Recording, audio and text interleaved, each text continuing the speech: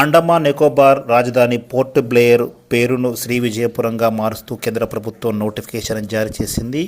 ఈ మేరకు హోంమంత్రి అమిత్ షా ఈ విషయాన్ని వెల్లడి చేశారు. చోరుల కాలంలో ఇది నౌకాదళ స్థావరంగా కీలక పాత్ర పోషించింది. అదేవిధంగా స్వాతంత్ర పోరాటంలో కూడా ద్వీపాంతరవాస శిక్షను పొందిన వారు బ్రిటిష్ వాళ్ళు ఇక్కడే వారిని ఖైదు చేశారు. అదేవిధంగా అప్పుడు స్వాతంత్ర పోరాటంలో కీలక పాత్ర పోషించిన వీర సావర్కర్ ను కూడా ఇక్కడే బంధించడం జరిగింది. అదేవిధంగా హోమ్ రూల్ ఉద్యమానికి ఆద్యుడిగా పిలువబడుతున్న తిలక్ ని కూడా ఇక్కడే అండమాన్ లో నిర్బంధించారు. సెల్యులర్ జైలు ఆనాటి బ్రిటిష్ రాజ్య దురహంకారానికి ప్రతీకగా నిలిచింది. అయినా కూడా మొక్కవోని ఆత్మవిశ్వాసంతో ఆనాడు స్వాతంత్ర సమర యోధులు తమ యొక్క స్వాతంత్ర పోరాటాన్ని ఎక్కడ కూడా విరమించలేదు. మరి దానికి గుర్తుగా స్వాతంత్ర సమరయోధులు ఖైదీలుగా బంధించబడ్డప్పటికి కూడా వారి పోరాట పటం ఎక్కడ కూడా వెనుకకు రాకపోవడం వల్ల వారి దీక్షకు గుర్తుగా దానిని విజయపురంగా శ్రీ విజయపురంగా కేంద్ర ప్రభుత్వం దాన్ని నోటిఫై చేసింది. తర్వాత ఆజాద్ హింద్ ఫౌజ్ అధినేత సుభాష్ చంద్రబోస్ కూడా భారత్ మీద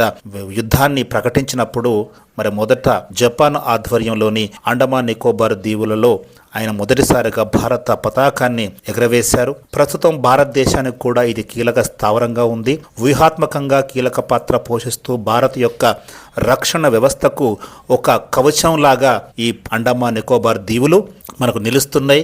అదే కాలంలో నేతా సుభాష్ చంద్రబోస్ వాటికి షహీద్ స్వరాజ్ దీవులుగా నామకరణం చేశారు. అయితే ఇంతకాలం తర్వాత అలనాటి బ్రిటిష్ పాలన ఆనవాళ్లను తొలగించాలన్న ఉద్దేశంతో కేంద్ర ప్రభుత్వము ఈ పోర్ట్ బ్లేయర్ పేరును శ్రీ విజయపురంగా మార్చి దేశం యొక్క స్వరాజ్యాన్ని స్వాతంత్ర్యతను ప్రజల్లోకి తీసుకువెళ్ళడానికి నిర్ణయం తీసుకున్నట్లుగా మనం భావించవచ్చు.